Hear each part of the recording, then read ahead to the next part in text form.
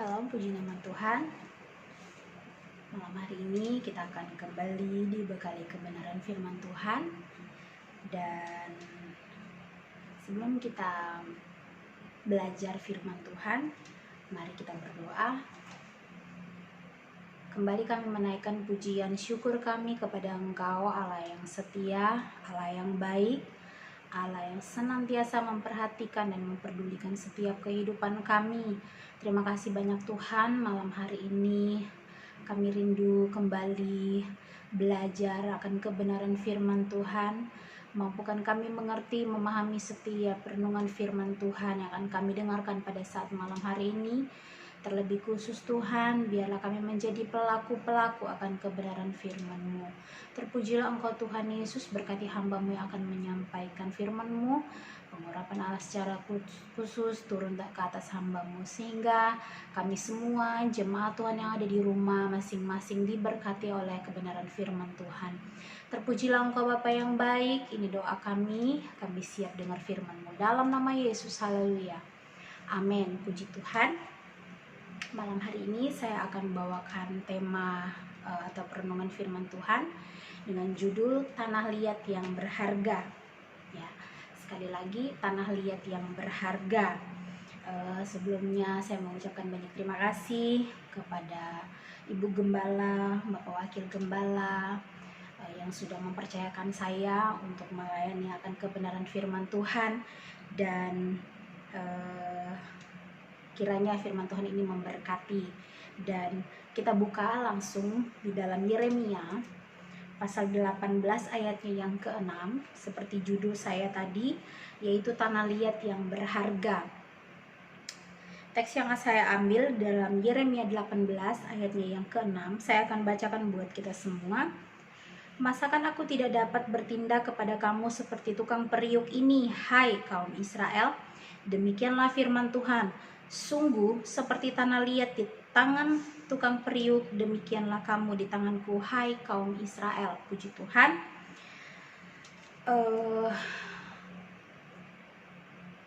Bejana ini merupakan satu benda yang terbuat dari tanah liat, ya, tanah liat. Dan dalam pembentukan bejana ini bukan sekali bentuk saja, tidak, tetapi ada proses demi proses dari pemilihan tanah liatnya itu sendiri, bahkan pencucian, bahkan hal-hal yang lain, bahkan akan ada masa supaya bejana itu berkualitas harus masuk dalam perapian, pembakaran. Dan itu merupakan satu hal yang menurut saya sebuah, ya, bukan sebuah sih, tapi tanah liat yang kita anggap tanah, dia hanya tanah, tetapi kalau di tangan tukang periuk dia akan menjadi sesuatu yang indah, ya. Kenapa saya katakan dia menjadi sesuatu yang indah? Karena tanah liat ini berada pada tangan yang tepat. Saya mau katakan tanah liat ini yang tidak berharga ini, yang hanya diinjak-injak saja, itu akan menjadi berharga karena tanah liat ini berada pada tangan yang tepat. Tangan yang tepat itu siapa? Yaitu tukang periuk, atau mungkin bisa kita sebutkan penjunan, ya. Dia yang membentuk tanah liat itu, sehingga firman Tuhan di dalam Yeremia ini mengatakan, masakan aku di sini adalah Allah sendiri, tidak dapat bertindak kepada kamu seperti tukang periuk ini, hai kaum Israel. Demikianlah firman Tuhan, sungguh seperti tanah liat di tangan tukang periuk, demikianlah kamu di tanganku, hai kaum Israel. Bagaimana kalau kita pelajari di dalam kitab-kitab di nabi-nabi besar sampai kepada nabi-nabi kecil ini menceritakan tentang bangsa Israel yang tegar tengkuk, yang mereka berada pada pembuangan pada saat itu, ya. Saya pernah juga bawa firman Tuhan tentang bagaimana Israel itu mengalami pembuangan itu sampai 3 kali, bahkan yang dilakukan oleh bangsa Israel itu kesalahan yang sama. Mereka hidup dalam seperti persungutan, mereka merasa mengingat yang lalu-lalu, seperti itu. Nah, demikian kehidupan kita. seorang penjunan atau seorang tukang periuk, dia akan mengambil tanah liat dan membentuk tanah liat itu menjadi sesuai yang dia inginkan. Begitu juga Tuhan, begitu juga Allah sendiri dalam kehidupan kita. Ketika dia membentuk kehidupan kita, dia punya maksud dan tujuan untuk kehidupan kita. Tidak ada namanya dibentuk untuk sesuatu hanya untuk dibuang, tidak. Tetapi sesuatu yang diciptakan, sesuatu yang dibentuk, sesuatu yang dibuat, itu pasti ada tujuannya masing-masing, ya. Ada ya, istilahnya penggunaannya masing-masing. Demikian juga bejana, demikian juga kehidupan kita. Kehidupan kita ini ibarat bejana, tanah liat yang dibentuk oleh penjunan kita, yaitu Allah sendiri. Artinya dalam kehidupan kita itu Tuhan membentuk kita bukan sebatas ya dibentuk saja pokoknya, tidak, tetapi Tuhan punya maksud dan rencana yang baik di dalam setiap kehidupan kita. Mungkin firman Tuhan ini sudah sering kali jemaat Tuhan dengarkan, tapi saya percaya firman Tuhan itu selalu baru. Nah, di sini saya akan bahas beberapa hal, ya 4 hal yang menjadi satu pelajaran buat saya pribadi, bahkan juga buat jemaat Tuhan, yang bisa saya bagikan ketika saya pelajari tentang penjunan. Ya, kalau kita lihat bagaimana proses pembuatan bejana itu gitu kan, prosesnya luar biasa, ya luar biasa. Dan bukan hanya satu kali proses, 2 kali proses, tetapi beberapa kali proses. Bahkan nanti akan kita bahas nanti dalam poin-poin yang akan saya bawakan. Nah, beberapa hal yang saya pelajari ketika saya baca firman Tuhan ini, yang ingin saya bagikan kepada seluruh jemaat Tuhan yang ada di rumah yang menyaksikan tayangan ini. Nah, yang pertama, pelajaran yang pertama yang bisa kita pelajari dari tanah liat yang berharga ini, seorang penjunan yang membentuk tanah liat itu sesuai dengan yang dia mau, yaitu adalah di dalam Yesaya 29. Di dalam Yesaya 29 ayatnya yang ke-16. Yesaya 29 ayatnya yang ke-16 saya bacakan. Betapa kamu memutarbalikkan segala sesuatu. Apakah tanah liat dapat dianggap sama seperti tukang periuk? Sekali lagi, apakah tanah liat dapat dianggap sama seperti tukang periuk, sehingga apa yang dibuat dapat berkata tentang yang membuatnya, bukan dia yang membuat aku. Apa yang dibentuk berkata tentang yang membentuknya, ia tidak tahu apa-apa. Ya, di sini kita diajarkan, kita ini hanya tanah liat, hanya sesuatu yang dibentuk oleh Allah sendiri, oleh Tuhan sendiri. Kita harus tahu diri. Ya, poin yang pertama yang mau saya bawakan yaitu kita harus tahu diri, tahu menempatkan posisi kita ini apa. Ya, kita memang adalah anak Tuhan, tetapi kita harus sadar benar bahwa kehidupan kita ini adalah Tuhan sendiri yang bentuk. Jadi kita tidak punya hak ketika kita diperhadapkan dengan persoalan, ketika kita diperhadapkan dengan masalah. Banyak sekali anak-anak Tuhan mempertanyakan, ya, banyak sekali anak-anak Tuhan mempertanyakan, Kenapa Tuhan izinkan saya alami ini? Kenapa Tuhan berikan saya persoalan, pencobaan yang bertubi-tubi? Masalah satu belum selesai, datang lagi masalah yang satu. Ya, pandemik belum selesai, akhirnya pekerjaan mulai menurun, ya, perekonomian menurun. Kita mulai bertanya. Ini firman Tuhan mengajarkan kepada kita. Apakah tanah liat dapat dianggap sama seperti tukang periuk, sehingga apa yang dibuat dapat berkata tentang yang membuatnya, berkata kepada tentang yang membuatnya. Artinya apa? Ketika kita diperhadapkan dengan persoalan, seringkali kita bilang begini, Tuhan tidak sayang dengan saya, Tuhan tidak lagi memperhatikan saya. Apakah pantas yang dibuat mengatakan kepada yang membuat hal yang demikian? Tentu tidak. Sehingga firman Tuhan ini mengajarkan kepada kita untuk menjadi tanah liat yang berkualitas, menjadi tanah liat yang berharga, seperti judul saya pada saat ini. Kita harus tahu diri, menempatkan posisi kita ini apa, ya. kita anak, benar kita anak, kita angkat menjadi anak, tetapi kita ini hanyalah tanah yang dibentuk oleh Tuhan. Kehidupan kita ini adalah kehidupan yang dibentuk oleh Allah sendiri. Jadi kita tidak punya hak apapun untuk bertanya, Tuhan, kenapa saya dibentuk dengan keadaan gemuk? Tuhan, kenapa saya dibentuk dengan keadaan kurus? Tuhan, kenapa saya dibentuk dengan keadaan pendek atau tinggi atau segala macam? Tidak ada ya. Kita tidak punya hak dalam hal itu. Nah, kita baca lagi di Yesaya 45 ayatnya yang ke-9. Ini masuk dalam poin yang pertama. Yesaya 45 ayat yang 9 dikatakan, celakalah orang yang berbantah dengan pembentuknya, ya. Celakalah orang yang berbantah dengan pembentuknya, dia tidak lain dari beling periuk saja. Adakah tanah liat berkata kepada pembentuknya, ya? Adakah tanah liat berkata kepada si tukang periuk atau penjunan ini, apakah yang kau buat? Kau buat apa seperti hidupku? Seperti itulah mungkin bahasa sederhananya. Apakah yang kau buat atau yang telah dibuatnya? Engkau tidak punya tangan. Ya, jangan sampai kehidupan kita ketika diperhadapkan dengan sesuatu yang sulit kita mulai protes. Kenapa Tuhan bentuk hidup saya? Kenapa Tuhan izinkan saya alami hal-hal yang demikian? Tidak, ya. Jangan sampai kita seperti itu. Kalau kita mau menjadi bejana yang baik, menjadi bejana yang berkualitas, harus tahu diri, harus ingat posisi kita ini apa, ya.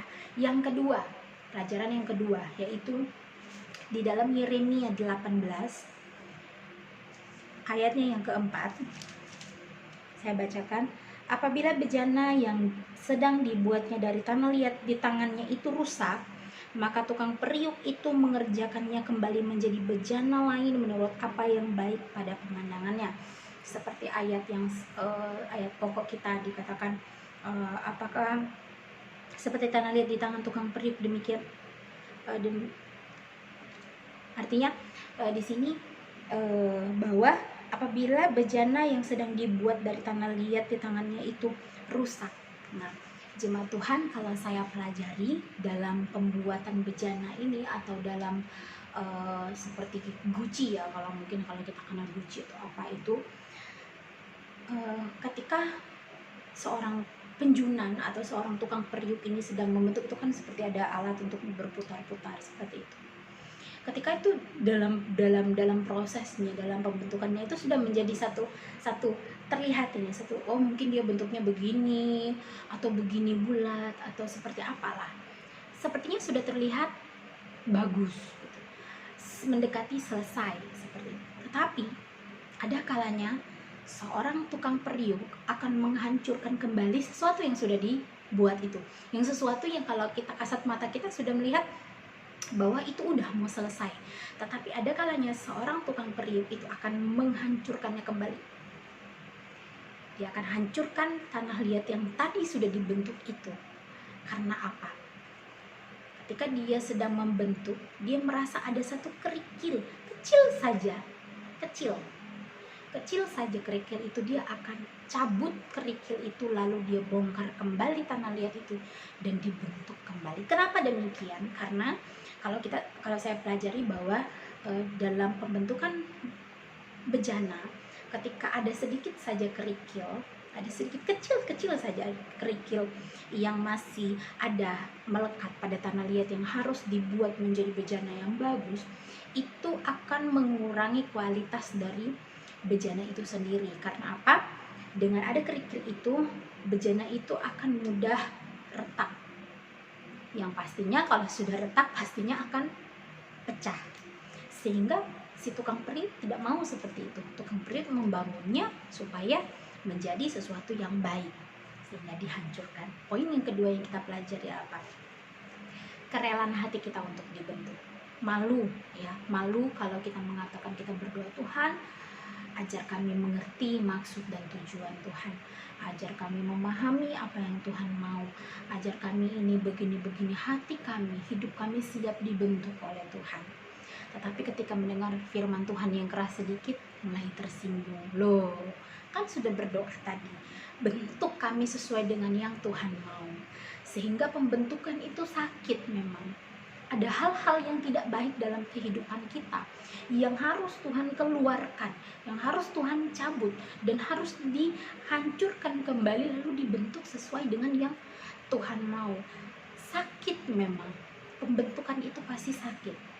Tetapi ketika kita memiliki hati yang rela dibentuk, memiliki kerelaan hati untuk dibentuk, maka saya yakin percaya jemaat Tuhan yang ada di GPD Sejahtera akan menjadi tanah liat yang berharga, sehingga menjadi bejana yang indah.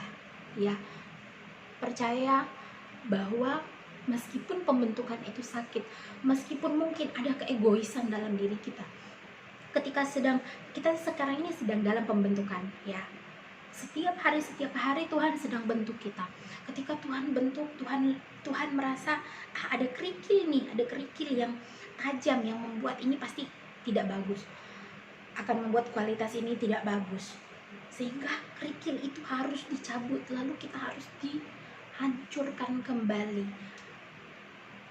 Sakit memang, saya pernah alami itu, tetapi saya melihat bagaimana campur tangan Tuhan ketika saya memberi diri untuk, ya Tuhan, ini saya, bentuk saya seperti yang Tuhan mau. Apapun pembentukan itu, sesulit apapun, sesakit apapun, bahkan ketika sudah dibentuk, dihancurkan, dicabut, mungkin keegoisan saya, amarah saya, atau apapun yang tidak berkenan di mata Tuhan, Tuhan cabut dan Tuhan hancurkan, Tuhan bentuk kembali. Sakit, tetapi saya boleh melihat bahwa kalau Tuhan yang bentuk, itu tidak pernah salah. Amin. Saya percaya juga jemaat Tuhan dibentuk dengan tujuannya masing-masing.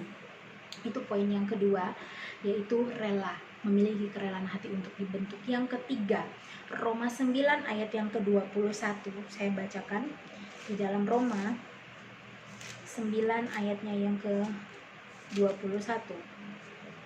Firman Tuhan katakan, apakah tukang periuk tidak mempunyai hak atas tanah liatnya untuk membuat dari gumpal yang sama suatu benda untuk dipakai guna tujuan yang mulia dan suatu benda lain untuk dipakai guna tujuan yang biasa? Seperti yang saya katakan tadi, bahwa kita diciptakan Tuhan, Tuhan punya maksud dan tujuan dalam kehidupan kita. Nah, poin yang ketiga, pelajaran yang bisa kita ambil dari kisah tukang periuk dan tanah liat dan bejana ini adalah mengenai kedaulatan Allah. Ya, ketika kita sudah menempatkan diri, kita tahu posisi kita, kita tahu diri, kita rela dibentuk oleh Tuhan, dengan sendirinya kita akan menyadari kedaulatan Allah, kedaulatan Tuhan, sehingga di ayat yang ke-21, apakah tukang periuk tidak mempunyai hak atas tanah liatnya? Artinya apa? Ketika kita sudah tahu posisi kita rela dibentuk, dihancurkan, dicabut sesuatu yang tidak baik, kerikil kecil meskipun kecil itu akan dicabut, sakit. Tetapi ketika kita sudah ada dalam pembentukan yang baru, maka kita akan menyadari bahwa yang membentuk kita akan menyadari bahwa hidup saya adalah Tuhan yang berdaulat penuh. Artinya ketika saya sudah memberi diri untuk dibentuk, ini Tuhan, ini aku, bentuk aku. Apa yang Tuhan pandang baik di matanya Tuhan, bentuk sesuai yang Tuhan mau. Kita menyadari kedaulatan Allah, kita menyerahkan hidup kita sepenuhnya kepada Tuhan. Ya, itu yang ketiga. Dan yang terakhir, apa sih yang dapat kita pelajari dari firman Tuhan pada saat ini? Yaitu 2 Korintus 4 ayat yang ke-7. Kita buka di dalam 2 Korintus 4 ayatnya yang ke-7. Tetapi harta ini kami punyai dalam bejana tanah liat, supaya nyata bahwa kekuatan yang berlimpah-limpah atau melimpah-limpah itu berasal dari Allah, bukan dari diri kami. Wow. Pelajaran yang keempat adalah ketika kita sudah tahu posisi kita, ketika kita memiliki hati yang rela dibentuk oleh Tuhan, kita menyadari kedaulatan Allah dalam kehidupan kita, maka kita akan melihat kualitas hidup kita, bukan kualitas sembarangan. Kalau jemaat membeli Gucci abal-abal dengan Gucci yang dengan harga yang mahal, mungkin mau dijatuhkan atau mungkin mau digelindingin di lantai, itu tidak akan pecah. Tapi berbeda dengan guci-guci atau bejana-bejana yang hanya dibuat asal-asalan. Terjatuh sedikit saja itu akan pecah, akan retak, ya. Kualitas hidup sebagai anak Tuhan, sebagai orang percaya, ketika kita hidup dalam proses pembentukan yang sakit, kita akan menyadari bahwa hidup kita ini bukan apa-apa tanpa Tuhan. Sehingga apa? Kualitas hidup kita yang akan muncul. Kita akan melihat orang lain akan melihat kualitas kehidupan kita. Bukan kita yang mau menyodor-nyodorkan hidup kita. Oh, ini loh saya hebat, tidak. Tetapi orang lain yang akan melihat kualitas kehidupan kita. Sehingga dalam Korintus ini mengatakan apa? Tetapi harta ini, ya. Tetapi harta ini kami punyai dalam bejana tanah liat, ya, bejana tanah liat, supaya nyata bahwa kekuatan yang berlimpah-limpah itu berasal dari Allah, bukan dari diri kami. Sehingga apa? Ketika ada angin, ada topan, ada hal apapun yang menyerang kehidupan kita, yang membuat kita retak, hancur, pecah, kita sudah mengalami yang namanya proses tadi yang di atas.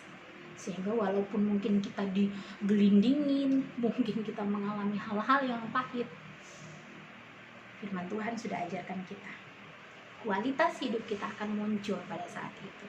Akan terlihat mana anak Tuhan yang benar-benar sudah mengalami pembentukan itu, dengan mana anak Tuhan yang hanya ya sebatas datang beribadah, hanya sebatas saya Kristen KTP, tidak. Tetapi kualitas hidup itu akan terlihat ketika kita sudah mengalami yang namanya pembentukan demi pembentukan. Jadi meskipun kita mengalami hal-hal yang pahit, itu artinya kita lagi dibentuk kembali, dibentuk hingga memiliki kualitas yang baik, kualitas yang sempurna. Sehingga seperti bejana, kalau dia bagus, harganya pasti mahal. Begitu juga kehidupan kita, ketika kualitas kita baik, orang akan pandang kita bukan sebelah mata, tetapi orang akan melihat, wow, ini anak Tuhan yang berkualitas. Ya, puji Tuhan, saya percaya firman Tuhan pada saat ini dapat menguatkan kita semua untuk menjadi bejana yang utuh.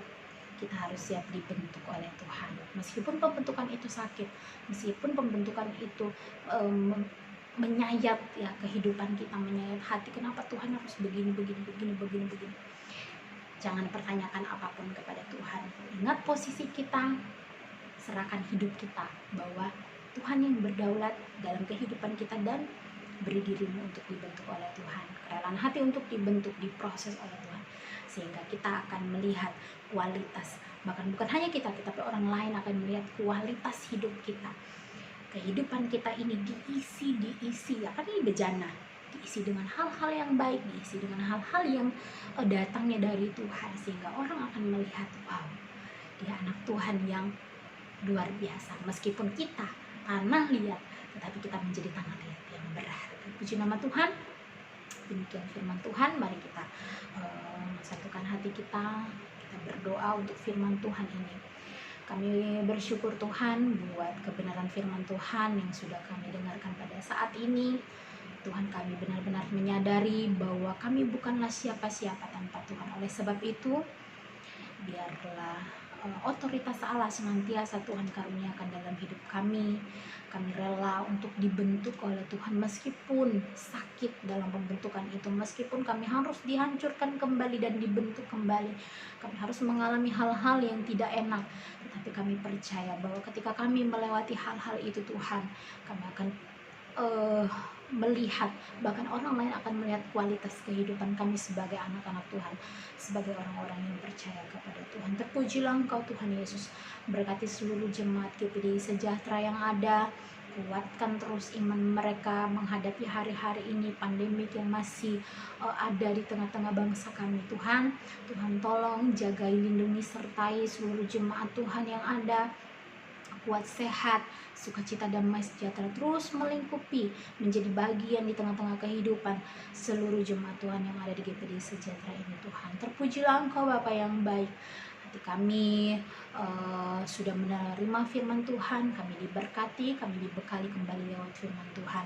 Ini doa pengucapan syukur kami Tuhan, di dalam nama Tuhan Yesus Kristus kami berdoa. Haleluya. Amin.